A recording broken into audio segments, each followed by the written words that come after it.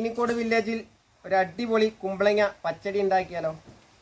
അതിനായി എടുത്തിരിക്കുന്ന സാധനങ്ങൾ 2 കിലോ കുമ്പളങ്ങ ചെറുതായി കട്ട് ചെയ്തെടുത്തിട്ടുണ്ട്, 2 നാളികേരം ചിരവി എടുത്തിട്ടുണ്ട്, ഒരു ചെറിയൊരു പീസ് ഇഞ്ചി, കുറച്ച് നല്ല ജീരകം, വറവിനായി 2 സബോള കട്ട് ചെയ്ത്, വറവിന് വറ്റൽമുളക്, കറിവേപ്പില, പച്ചമുളക്, കടുക്, ആവശ്യത്തിന് ഉപ്പ്, ആവശ്യത്തിന് വെളിച്ചെണ്ണ, 1 ലിറ്റർ തൈര്, മിൽമയുടെ തൈരാണ് എടുത്തിരിക്കുന്നത്.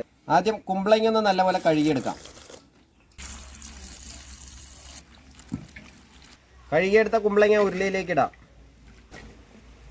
വെള്ളമൊഴിച്ച് വേവിച്ചെടുക്കാം. കുമ്പളങ്ങ വേവുമ്പോഴേക്കും അരപ്പ് തയ്യാറാക്കാം. ആദ്യം തൈര് ജാറിലേക്ക് ഒഴിച്ചു കൊടുക്കാം. നാളികേരത്തിൽ വെള്ളം ചേർക്കാതെ തൈരിലാണ് അരച്ചെടുക്കുന്നത്. 1 ടീസ്പൂൺ കടുക്,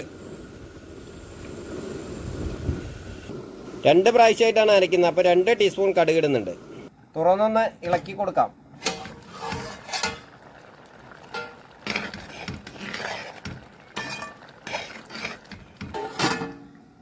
നാളികേരം എല്ലാം നല്ലപോലെ അരച്ചിട്ട് വന്നിട്ടുണ്ട്. ഇതുപോലെ നല്ല ഫൈനായിട്ട് തന്നെ അരയ്ക്കണം നാളികേരം. പച്ചടി എല്ലാവർക്കും വെക്കാൻ അറിയുന്നതാണ്, പക്ഷെ ഈ രീതിയിലൊന്ന് വെച്ച് നോക്കണം, നല്ല ടേസ്റ്റാണ്. കുമ്പളങ്ങ എല്ലാം നല്ലപോലെ വെന്തിട്ടുണ്ട്, വേവെല്ലാം കറക്റ്റാണ്. ഇനി ഇതിലേക്ക് അരപ്പ് ഒഴിച്ചു കൊടുക്കാം.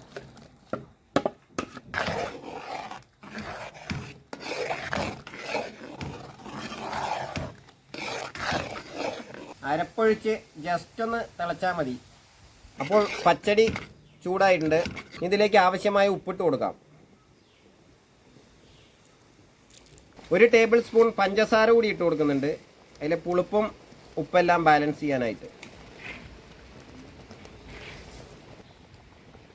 കുറച്ച് പഴുത്ത മുളക് ഇട്ട് കൊടുക്കാം, കളർഫുള്ളായിട്ട് കാണാനാണ്.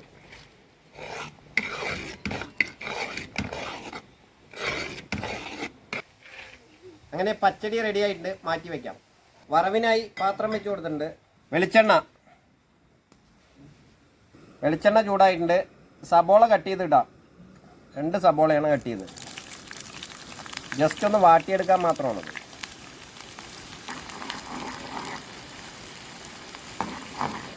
സബോള വാടിയിട്ടുണ്ട്, കറിയിലേക്ക് ഇട്ട് കൊടുക്കാം.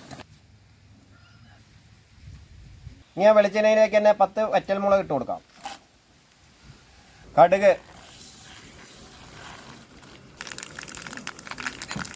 1/2 ടീസ്പൂൺ നല്ല ജീരകം,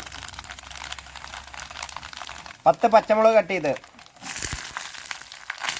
കറിവേപ്പില,